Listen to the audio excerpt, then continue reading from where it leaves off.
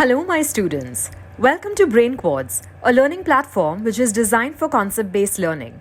The structure of an atom is one such abstract concept which we are learning today. Many students are curious to know about an atom from the day they learned that matter is made up of small tiny atoms. So what is this atom? Let's try to learn the structure of atom, how and who made a significant contribution in finding the structure of the atom. With years of research, finally, scientists across the world found out the structure of the atom. An atom is the smallest particle of the element which carries all the properties of that element. It comprises of protons, electrons, and neutrons. Although this was known to many scientists that the atom is made up of three primary particles, protons, neutrons, and electrons, the actual structure was not known till the end of 18th century. Bohr came forward with the structure of an atom and the nucleus holding protons and neutrons at the center and electrons revolving around the nucleus in the orbital.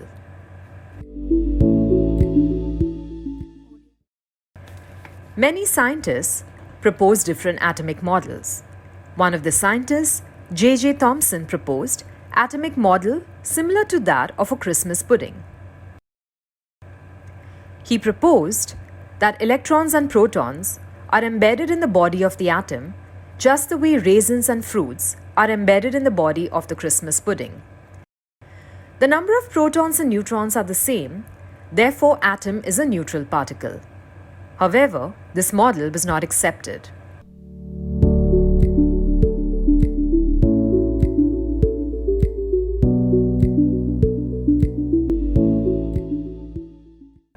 The physicist Rutherford proposed a new atomic model where all the positive charge is concentrated at the center of the atom and electrons revolve around the nucleus. To explain this model, he set up an experiment where fast-moving alpha particles were bombarded on a very thin gold foil. By the way, what are alpha particles? These are made up of two protons and two neutrons, typically emitted through the decay of radioactive metals like uranium. Since they have only positively charged protons, alpha particles are positively charged particles.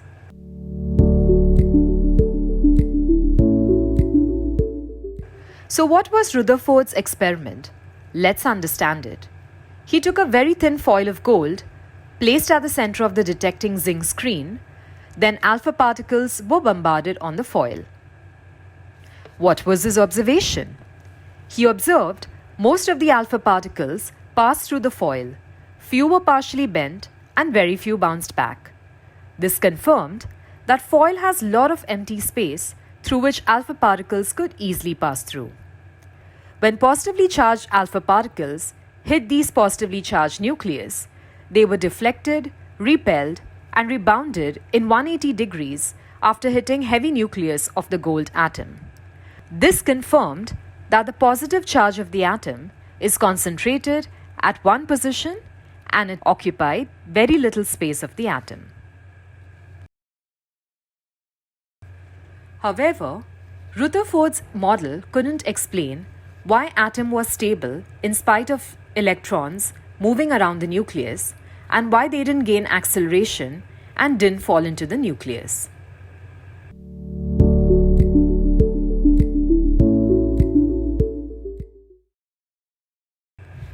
After many years, finally, the atomic model proposed by Bohr was accepted by all the scientists. Accordingly, atom comprises of a nucleus where positively charged protons and neutral neutrons are tightly fitted. Number of protons in the nucleus decides the atomic number. Electrons revolving around the nucleus are arranged in concentric layers with certain energy levels expressed as K, L, M, and N shells, and general formula to express the number of electrons in a particular shell, N is equal to 2n square.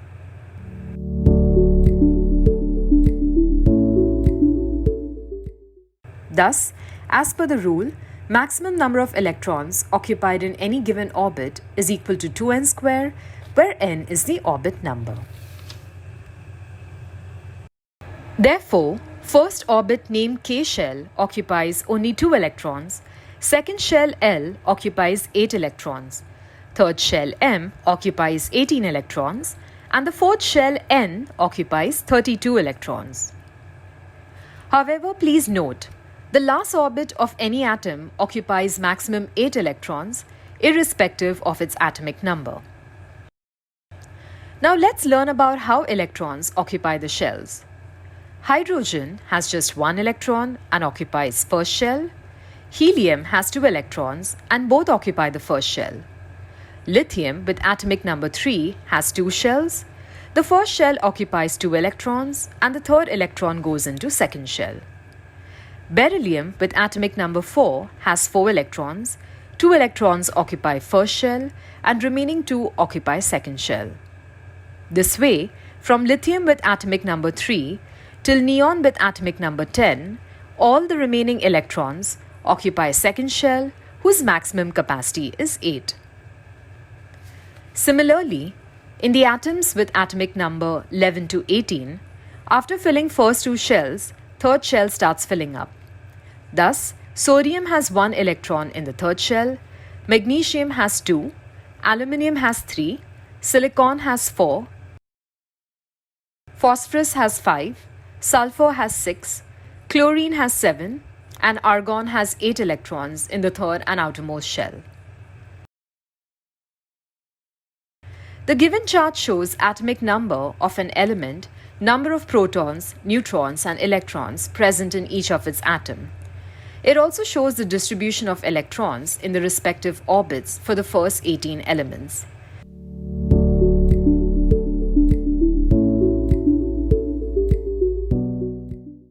We have talked a lot about the atomic number so far. Let's find out what is an atomic number. Number of protons in the nucleus decide atomic number of the element. It is denoted by the letter Z. Thus, atoms of the same element have same number of protons in their nucleus. Example, nucleus of an oxygen atom has 8 protons and hence atomic number of oxygen is 8 or Z is equal to 8. Now let's find out what is an atomic mass. Total number of protons and neutrons define the atomic mass of the element. Since electrons are very light or with practically no weight, mass of the atom is decided by the protons and neutrons, also called nucleons. Thus, mass number is defined as sum of the total number of protons and neutrons present in the nucleus of the atom. How do we write atomic number and atomic mass of the element? If the symbol of the element is X, then atomic number is written on the bottom left side of the symbol as Z. The atomic mass is written on the top left side of symbol, say A. This way, atomic number and atomic mass of oxygen with symbol O is expressed, where 8 is the atomic number and 16 is the atomic mass of oxygen. What are isotopes? We have learned earlier that all atoms of the same element contain same number of protons in their atoms. However, number of neutrons may vary in certain atoms of the same element. This gives different mass numbers to the same element. Thus, the atoms having different mass numbers are called isotopes of that element. Therefore, isotopes are defined as atoms of the same element with different atomic mass. Example, isotopes of hydrogen. Protium has just 1 proton in the nucleus, hence mass number 1.